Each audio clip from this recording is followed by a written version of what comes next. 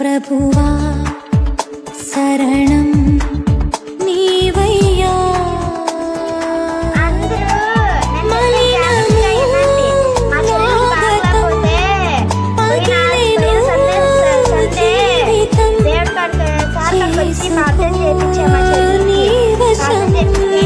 స్వామి ఇచ్చారు, నీళ్ళలోకేసి 3 బొట్లేసి తాగుతుంటే ఏసురక్తమ చేయి అని చెప్పమన్నారు. చెప్తే 14 కల్లా తగ్గిపోయింది మా చెల్లెలకి.